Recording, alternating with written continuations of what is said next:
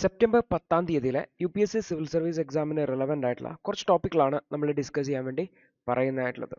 അപ്പോൾ ഇതിൽ ആദ്യത്തെ ടോപ്പിക് എന്ന് പറഞ്ഞാൽ GST കൗൺസിലിൻ്റെ മീറ്റിംഗുമായി ബന്ധപ്പെട്ടുള്ളതാണ്. അപ്പോൾ ഈ ഒരു GST കൗൺസിൽ പ്രത്യേകിച്ചും ഈ ഒരു ഹെൽത്ത് ആൻഡ് ലൈഫ് ഇൻഷുറൻസുമായി ബന്ധപ്പെട്ട ഒരു ടാക്സിനെ കുറിച്ച് നമ്മൾ ഓൾറെഡി ഡിസ്കസ് ചെയ്തിരുന്നായിരുന്നു. അപ്പോൾ നിലവിൽ 18% GST വരുന്നതായിട്ടുള്ളത്. അപ്പോൾ ഇത് പരിശോധിക്കുന്നതിന് വേണ്ടി ഒരു ഗ്രൂപ്പ് ഓഫ് മിനിസ്ട്രീസിനെ ചുമതലപ്പെടുത്തിയിട്ടാണുള്ളത്. അപ്പോൾ ഇതുമായി ബന്ധപ്പെട്ട് GST കൗൺസിലിൻ്റെ മീറ്റിംഗുമായി ബന്ധപ്പെട്ടുള്ള ഡിസ്കഷൻസ് ആണ് നമ്മൾ നോക്കാൻ വേണ്ടി പോകുന്നതായിട്ടുള്ളത്.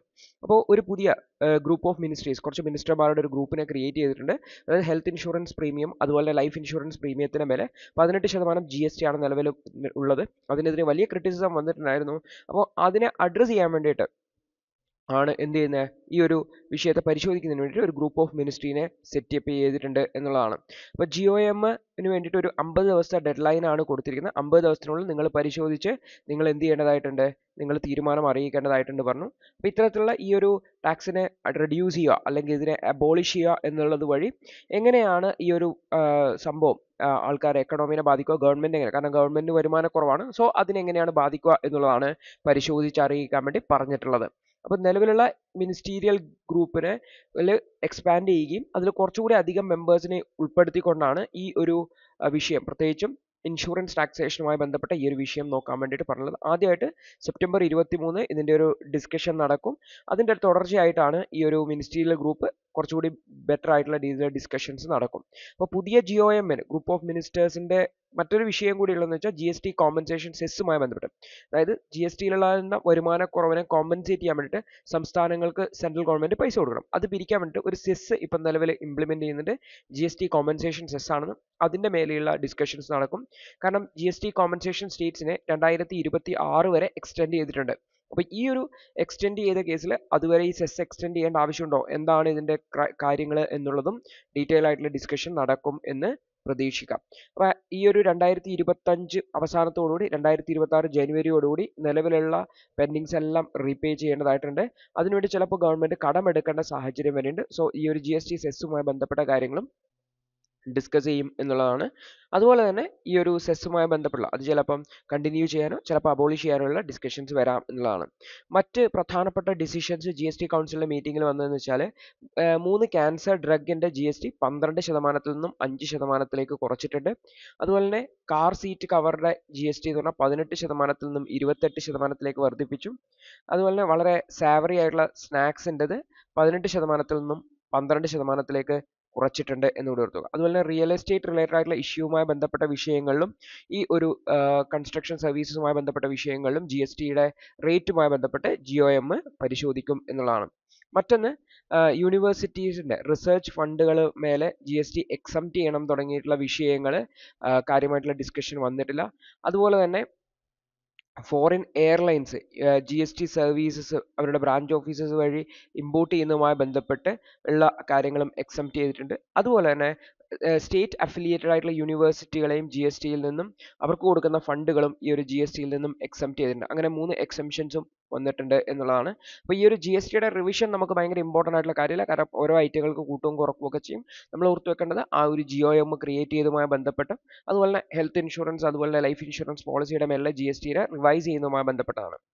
അടുത്തത് നമ്മുടെ ഡ്രഗ് ഇൻഡസ്ട്രീസിൽ പ്രത്യേകിച്ച് മരുന്നുകളുമായി ബന്ധപ്പെട്ട് പുതിയതായിട്ടൊരു റീഫോം വന്നതായിട്ട് നമുക്ക് കാണാൻ പറ്റും. Drug controller general of India പുതിയൊരു പോളിസി ഗൈഡ് ലൈൻസ് ഒക്കെ കൊണ്ടുവന്നിട്ടുണ്ട്. അപ്പോൾ പ്രധാനമായിട്ടും 3 മെഷേഴ്സാണ് എടുത്ത് കാണുക. അപ്പോൾ ആ ഒരു മെഷേഴ്സിനെ സംബന്ധിച്ചും അതെന്താണ് കൊണ്ടുവരാൻ കാരണം, ഇതെങ്ങനെയാണ് ഇമ്പാക്റ്റ് ചെയ്യുന്നതെന്നാണ് നമ്മൾ നോക്കാൻ വേണ്ടി പോകുന്നതായിട്ടുള്ളത്. അപ്പോൾ drugs controller of India ministry of ഹെൽത്തിന് കീഴിലുള്ളതാണ്. നമ്മുടെ രാജ്യത്തെ മരുന്നുകളുടെ ഉൽപ്പാദനം, വിതരണം തുടങ്ങിയിട്ടുള്ള വിഷയങ്ങളെ, ക്വാളിറ്റി തുടങ്ങിയിട്ടുള്ള കാര്യങ്ങളൊക്കെ പരിശോധിക്കപ്പെടുന്നത് drugs controller of general of India ആണ്, DCGA ആണ്. അപ്പോൾ ഇവർ പ്രധാനമായിട്ടും റീകോൾ ഗൈഡ് ലൈൻസ് പബ്ലിഷ് ചെയ്തിട്ടുണ്ടായിരുന്നു. അതായത് ഒരു മരുന്ന് മാർക്കറ്റിലേക്ക് കൊണ്ടുവന്നു, പക്ഷേ അതിന് ഗുണമേന്മയില്ല എന്ന് പറയണം, അല്ലെങ്കിൽ അതിനെ റീകോൾ ചെയ്യേണ്ട ഒരു സാഹചര്യം എങ്ങനെയാണ് എന്നുള്ളത്, അതുപോലെ എങ്ങനെയാണ് ഇത് ഡിസ്ട്രിബ്യൂട്ട് ചെയ്യേണ്ടത്, ആ ഡിസ്ട്രിബ്യൂഷനുമായി ബന്ധപ്പെട്ട പ്രാക്ടീസസ്, മരുന്നുകൾ പബ്ലിക്കിലേക്ക് അല്ലെങ്കിൽ മാർക്കറ്റിലേക്ക് എത്തിക്കുന്നതിന് വേണ്ടിയുള്ള ഡിസ്ട്രിബ്യൂഷൻ പ്രാക്ടീസസ്, അതേപോലെ തന്നെ ഫാർമസ്യൂട്ടിക്കൽ, നിലവിലുള്ള ഫാർമസ്യൂട്ടിക്കൽ കമ്പനിയുടെ അതേ പേര് തന്നെ യൂസ് ചെയ്യുന്നു. ഉദാഹരണത്തിന് സിപ്ല എന്നുള്ള ഒരു മരുന്നുണ്ട്, അതിന് പകരം ഇത് സെപ്ല എന്ന് യൂസ് ചെയ്യുക. ഇതാണ് സിമിലർ നെയിം യൂസ് ചെയ്യുക. ഇത് ചിലപ്പോൾ മിസ്ലീഡിങ്ങിന് വേണ്ടിയിട്ടായിരിക്കും യൂസ് ചെയ്യുന്നുണ്ടാവുക. അപ്പോൾ അത്ര ബ്രാൻഡ് നെയിംസും ചെറിയ വ്യത്യാസം വരുത്തി യൂസ് ചെയ്യുന്നതുമായി ബന്ധപ്പെട്ട വിഷയങ്ങളിലൊക്കെ എന്ത് ചെയ്യണം, ഈ ഒരു ഗൈഡ് ലൈൻസ് ഇറക്കിയിട്ടുണ്ട് എന്നുള്ളതാണ്. അപ്പോൾ ഇത് പ്രധാനമായിട്ടും പബ്ലിക് ഹെൽത്തുമായി ബന്ധപ്പെട്ട വിഷയത്തിൽ ഇത്തരത്തിലുള്ള ഈ ഒരു ടെസ്റ്റിംഗ് ഒക്കെ ഫെയിൽ ആവുന്ന മരുന്നുകൾ, അതായത് വിവിധ തരത്തിലുള്ള ടെസ്റ്റിങ്ങുകളിൽ ഫെയിൽ ആവുന്ന അത്ര ഗുണമേന്മയില്ലാത്ത മരുന്നുകൾ ഉണ്ടെങ്കിൽ അതിനെ പിൻവലിക്കുക, എക്കണോമിയിൽ നിന്ന് പിൻവലിക്കുക അല്ലെങ്കിൽ മാർക്കറ്റിൽ നിന്ന് പിൻവലിക്കുന്നതിന് വേണ്ടിയിട്ടാണ് റീകോൾ ഗൈഡ് ലൈൻസ് ഒക്കെ കൊണ്ടുവന്നത്. അതേപോലെ മരുന്നുകളുടെ സ്റ്റോറേജ്, അതിൻ്റെ ഡിസ്ട്രിബ്യൂഷനുമായി ബന്ധപ്പെട്ട വിഷയങ്ങളെയും റെഗുലേറ്റ് ചെയ്യാൻ വേണ്ടിയിട്ടൊക്കെയാണ് ഈ ഒരു ഗൈഡ് ലൈൻസ് കൊണ്ടുവന്നത്. അതേപോലെ തന്നെ കൺഫ്യൂഷൻസ് ഉണ്ടാക്കാതിരിക്കുക, അതായത് സിപ്ല സെപ്ല എന്നൊക്കെ പേരിട്ടിട്ടുണ്ട്, ആൾക്കാരെ കൺഫ്യൂസ് ചെയ്യുന്ന, അതായത് സിമിലർ ബ്രാൻഡ് നെയിം ഒക്കെ വെച്ചിട്ട്. അപ്പോൾ സെപ്ലയുടെ മരുന്ന് എടുക്കുമ്പോൾ ആൾക്കാർ വിചാരിക്കും ഇത് സിപ്ലയാണെന്ന്, തെറ്റി. ചിലപ്പോൾ ഗുണമേന്മ കുറഞ്ഞതാവാം, അല്ലെങ്കിൽ പ്രിസ്ക്രിപ്ഷനിലും എറേഴ്സ് ഉണ്ടാവാൻ സാധ്യത. ഡോക്ടർമാർ എഴുതിയാലും ചിലപ്പം ഇങ്ങനെയാണ് എഴുതിയിട്ടുള്ളതെങ്കിൽ ഇത് സിപ്ലയാണോ സെപ്ലയാണോ എന്നുള്ളത് വായിക്കൽ ബുദ്ധിമുട്ടാണ്. സോ പ്രിസ്ക്രിപ്ഷൻ റിലേറ്റഡ് ആയിട്ടുള്ള എറേഴ്സും ഉണ്ടാവാൻ സാധ്യതയുണ്ട് എന്നുള്ളതാണ്. അപ്പോൾ ആക്ച്വലി ഈ ഒരു പ്രശ്നങ്ങളൊക്കെ അഡ്രസ്സ് ചെയ്യാൻ വേണ്ടിയിട്ടാണ് DGCI ഇത്തരത്തിലുള്ള റീഫോംസ് അല്ലെങ്കിൽ പോളിസി ചേഞ്ചസ് കൊണ്ടുവന്നിട്ടുള്ളത്. പക്ഷേ ഈ ഒരു മെഷേഴ്സ് ഒന്നും സഫീഷ്യൻ്റ് അല്ല എന്നാണ് ഓതർ പറയുന്നത്. ബിക്കോസ് ഇതെല്ലാം ഗൈഡ് ലൈൻസ് ആണ്, ഇതിനൊരു നിയമത്തിൻ്റെതായിട്ടുള്ള ഒരു സപ്പോർട്ട് ഇല്ല. അതുകൊണ്ട് തന്നെ ഇത് കാര്യമായിട്ട് ഇംപ്ലിമെന്റ് ചെയ്യുന്നില്ല. അപ്പോൾ ഈ വേഗ് ആയിട്ടുള്ള ഗൈഡ് ലൈൻസ് ആൾക്കാർ മനസ്സിലാക്കി അവർ ഫോളോ ചെയ്യണം എന്ന് മാത്രമേ ഉള്ളൂ, അല്ലാതെ അത് കൃത്യമായിട്ടുള്ള ഒരു എൻഫോഴ്സ് ചെയ്യുന്ന ഒരു രീതി വരുന്നില്ല. അപ്പം നേരത്തെ പാർലമെന്ററി സ്റ്റാൻഡിംഗ് കമ്മിറ്റികൾ 2012 അവരുടെ 59ാമത്തെ റിപ്പോർട്ടിൽ ഈ ഒരു വിഷയം ഡീറ്റെയിൽ ആയിട്ട് പരിശോധിച്ചിട്ടുണ്ടായിരുന്നു. പാർലമെന്ററി സ്റ്റാൻഡിംഗ് കമ്മിറ്റി എന്ന് പറഞ്ഞാൽ വിവിധ വിഷയങ്ങളുമായി ബന്ധപ്പെട്ട് പരിശോധിക്കാൻ പാർലമെന്റ് കൺസ്റ്റിറ്റ്യൂട്ട് ചെയ്യുന്ന അംഗങ്ങളുടെ ഒരു കമ്മിറ്റിയാണ്. നമ്മൾ ഈ ഒരു ടോപ്പിക് ഡിസ്കസ് ചെയ്തിട്ട് അതും ഡിസ്കസ് ചെയ്യും, ഇന്ത്യൻ പൊളിറ്റിയിൽ നിങ്ങൾ പഠിക്കും. അപ്പോൾ lack of recall guidelines കൃത്യമായിട്ടില്ല, അതുപോലെ സ്റ്റോറേജുമായി ബന്ധപ്പെട്ട ഗൈഡ് ലൈൻസ് പ്രോപ്പർ അല്ല, അതുപോലെ ബ്രാൻഡ് നെയിമുകളുമായി ബന്ധപ്പെട്ട് കൺഫ്യൂഷൻസ് ഉണ്ടാകുന്നു. ഈ 3 കാര്യങ്ങളും നേരത്തെ പാർലമെന്ററി സ്റ്റാൻഡിംഗ് കമ്മിറ്റി ഹൈലൈറ്റ് ചെയ്ത വിഷയങ്ങളാണ്. അപ്പോൾ ഇതിനെ അഡ്രസ്സ് ചെയ്യാൻ വേണ്ടിയിട്ടാണ് DCGI ഇത്തരത്തിലുള്ള ഗൈഡ് ലൈൻസ് കൊണ്ടുവന്നിട്ടുള്ളത്. അപ്പോൾ 1976 തന്നെ റീകോൾ ഗൈഡ് ലൈൻസ് പ്രോപ്പർ അല്ല എന്നുള്ളത് ഡ്രഗ്സ് കൺസൾട്ടേറ്റീവ് കമ്മിറ്റി പറഞ്ഞിട്ടുണ്ടായിരുന്നു 76. 1974 സുപ്രീം കോടതിയും ഡ്രഗ് സ്റ്റോറേജ് സ്റ്റാൻഡേർഡുമായി ബന്ധപ്പെട്ട വിഷയങ്ങൾ Swantraj others versus state of Maharashtra കേസിൽ ഹൈലൈറ്റ് ചെയ്തിട്ടുണ്ടായിരുന്നു. 2001 ഈ ബ്രാൻഡ് നെയിംസ് വെച്ചിട്ട് ആൾക്കാരെ പറ്റിക്കുന്നുണ്ട് എന്നുള്ളത് Cadila health care versus Cadila pharmaceuticals വെച്ചിട്ടുള്ള ഒരു കേസിൽ സുപ്രീം കോടതി പറഞ്ഞിട്ടുണ്ടായിരുന്നു. അപ്പോൾ ഈ 3 വിഷയങ്ങളും സുപ്രീം കോടതി കണ്ടതാണ്, പാർലമെന്ററി സ്റ്റാൻഡിംഗ് കമ്മിറ്റിയുടെ വിഷയത്തിലേക്ക് വന്നതാണ്. എന്നിട്ട് DCGI ഇത് ഇംപ്ലിമെന്റ് ചെയ്യാൻ വേണ്ടിയിട്ട് ഒരുപാട് വൈകി. പക്ഷെ അതിൻ്റെ ഒരു സ്ട്രിക്റ്റ് എൻഫോഴ്സ്മെന്റ് നടക്കുന്നില്ല എന്നുള്ളതാണ്. അതായത് 59ാമത്തെ PSC റിപ്പോർട്ട് വന്നപ്പോൾ, പാർലമെന്ററി സ്റ്റാൻഡിംഗ് കമ്മിറ്റിയുടെ റിപ്പോർട്ട് വന്നപ്പോഴാണ് ഗവൺമെന്റിന്റെ മേലെ പ്രഷർ വരികയും ഈ ഒരു ആക്ഷൻ ടേക്കൺ റിപ്പോർട്ട് നൽകേണ്ടതായതുകൊണ്ട് ആ ഒരു ആക്ഷൻ ടേക്കൺ എടുക്കുകയും ചെയ്തിട്ടുള്ളത്. അപ്പോൾ റീകോൾ ഗൈഡ് ലൈൻസ് 2012 പിന്നെ 2017 2023 DCGI അനൗൺസ് ചെയ്തിട്ടുണ്ട്. പക്ഷേ ഇതിന് ലീഗൽ പവറില്ല, എൻഫോഴ്സ് ചെയ്യാനുള്ള അധികാരമില്ല, ജസ്റ്റ് ഗൈഡ് ലൈൻസ് മാത്രമാണ്. അതുകൊണ്ട് തന്നെ മിനിസ്ട്രി ഓഫ് ഹെൽത്ത് ഒരു കോൺസ്റ്റിറ്റ്യൂഷണൽ പവർ അതിന് കൊടുക്കണം, അല്ലെങ്കിൽ ഒരു സ്റ്റാറ്റ്യൂട്ടറി പവർ എങ്കിലും അതിന് കൊടുക്കണം എന്നാണ് ഓതർ പറയുന്നതായിട്ടുള്ളത്. അതുപോലെ ഗുഡ് ഡിസ്ട്രിബ്യൂഷൻ പ്രാക്ടീസുമായി ബന്ധപ്പെട്ട്, അതായത് മരുന്നുകളെ മാർക്കറ്റിൽ ഡിസ്ട്രിബ്യൂട്ട് ചെയ്യുന്നതുമായി ബന്ധപ്പെട്ട് ഇപ്പോൾ മെഡിക്കൽ കമ്പനികൾ, ഫാർമസ്യൂട്ടിക്കൽ കമ്പനികൾ ചെയ്യുന്നത് വെച്ചാൽ ഡോക്ടർമാരെ സ്വാധീനിക്കുക എന്നുള്ളതാണ്. ഡോക്ടർമാരോട് പറയും നമ്മുടെ മരുന്നിൻ്റെ പേര് തന്നെ എഴുതണം എന്ന് പറയും. അപ്പം ഈ ഒരു പ്രപ്പോസൽ വേൾഡ് ഹെൽത്ത് ഓർഗനൈസേഷനും ഇതുപോലത്തുള്ള good distribution practices guidelines publish ചെയ്തിട്ടുണ്ടായിരുന്നു. പക്ഷേ നമ്മുടെ രാജ്യത്ത് കൊണ്ടുവന്ന പ്രാക്ടീസസിനെ അതിനെ റിജക്റ്റ് ചെയ്യുകയാണ് വേൾഡ് ഹെൽത്ത് ഓർഗനൈസേഷൻ ചെയ്തിട്ടുണ്ടായിരുന്നത്. അല്ലെങ്കിൽ വേൾഡ് ഹെൽത്ത് ഓർഗനൈസേഷൻ്റെ ഗൈഡ് ലൈൻസിനെ അക്സെപ്റ്റ് ചെയ്യാൻ വേണ്ടിയിട്ട് നമ്മൾ റിജക്റ്റ് ചെയ്യുകയാണ് ചെയ്തത്. കാരണം എന്താണെന്ന് വെച്ചാൽ അത് ഭയങ്കര ഡിഫിക്കൽട്ടാണ് ഇംപ്ലിമെൻറ്റ് ചെയ്യാൻ. നമ്മുടെ പോലൊരു രാജ്യത്ത് അത് ഈ ഒരു ഹെൽത്ത് കെയർ സിസ്റ്റത്തെ ഡിസ്റ്റർബ് ചെയ്യും എന്നൊക്കെയുള്ളൊരു ക്രിറ്റിസിസം ആണ് പറഞ്ഞിട്ടുണ്ടായിരുന്നത്. 2019 വലിയൊരു ഡ്രഗ് സ്റ്റോറേജ് സ്കാൻഡൽ നമ്മുടെ രാജ്യത്ത് നടന്നപ്പോൾ ഈ ഒരു ഗൈഡ് ലൈൻസ് മാൻഡേറ്ററി ആക്കി മാറ്റുകയും ചെയ്തിട്ടുണ്ടായിരുന്നു എന്നുകൂടി ഓർത്തു വെക്കേണ്ടതാണ്. അപ്പോൾ ഗവൺമെന്റ് ഇത്തരത്തിൽ ഈ ഒരു ഗൈഡ് ലൈൻസ് ഒക്കെ ബൈൻഡിങ് ആക്കുന്നതിന് റിപ്പീറ്റഡ് ആയിട്ടുള്ള പല ആവശ്യങ്ങൾ വന്നു, പല ഇഷ്യൂസ് വന്നിട്ടും സ്റ്റിൽ അതിന് ഡിലേ ചെയ്യുവാണ്. ഇത് നമ്മുടെ രാജ്യത്തിന്റെ ഹെൽത്ത് കെയർ സിസ്റ്റത്തെ തന്നെ ഒരു ഭീഷണിയുടെ രീതിയിലേക്ക് കൊണ്ടുപോകുന്നു എന്നാണ് ഓതർ പറയുന്നതായിട്ടുള്ളത്. അപ്പോൾ കോടതി പല പ്രാവശ്യം പറഞ്ഞു, പാർലമെന്ററി സ്റ്റാൻഡിംഗ് കമ്മിറ്റി പല പ്രാവശ്യം പറഞ്ഞു, പക്ഷേ ഈ ഒരു വിഷയം ഇതുവരെ സോൾവ് ചെയ്യപ്പെട്ടിട്ടില്ല എന്നും ഓതർ പറയുന്നുണ്ട്. 2019 ഗവൺമെന്റ് ഒരു സെൽഫ് ഡിക്ലറേഷൻ റൂള് ഫാർമസ്യൂട്ടിക്കൽ കമ്പനികൾക്ക് വേണ്ടി കൊണ്ടുവന്നു. അതായത് അവര് മരുന്നുകൾ ഉണ്ടാക്കുന്ന സമയത്ത് അവരെന്ത് ചെയ്യേണ്ടതായിട്ട് ഈ ഗൈഡ് ലൈൻസ് ഫോളോ ചെയ്യുന്നുണ്ടെന്ന് അവർ ഉറപ്പ് വരുത്തേണ്ടതാണ്. അതായത് ഇവിടെ റെഗുലേറ്ററിന്, അതായത് DCGI എന്ന് പറഞ്ഞ റെഗുലേറ്റർ ഉണ്ട്. ഈ റെഗുലേറ്ററിന് കാര്യമായിട്ടുള്ള റോളൊന്നുമില്ല. അതാത് കമ്പനികൾ അവരവരത് ചെയ്തോളാം. അല്ലാതെ ഈ ബ്രാൻഡ് നെയിം ശരിയാണോ മറ്റു കാര്യങ്ങളും പരിശോധിക്കാൻ DCGIക്ക് റോളൊന്നും ഇല്ല എന്നുള്ള രീതിയിൽ. ഈ ഒരു വിഷയത്തിൽ NHRC national human rights commission involve ചെയ്യും. ഡയറക്ടർ ജനറൽ ഓഫ് ഹെൽത്ത് സർവീസിനോട് കൃത്യമായിട്ട് ഈ ഒരു കൺഫ്യൂസിങ് ബ്രാൻഡ് നെയിമുകൾ ഉണ്ടാവുന്നത് ഒഴിവാക്കാൻ വേണ്ടി രജിസ്റ്റർ ഓഫ് ട്രേഡ് മാർക്കുകൾ, അതായത് കോപ്പിറൈറ്റ് അവകാശം ഉണ്ടാവും പേരുകൾക്കും മറ്റുമൊക്കെ. സോ ആ ട്രേഡ് മാർക്ക് ഏജൻസിയോട് ഇടപെടാൻ വേണ്ടി പറഞ്ഞിട്ടുണ്ടായിരുന്നു. അതായത് ഓദർ ഇവിടെ ഹൈലൈറ്റ് ചെയ്യുന്ന മിനിസ്ട്രി ഈ ഒരു വിഷയത്തിൽ ഇടപെടാൻ താല്പര്യപ്പെടുന്നില്ല.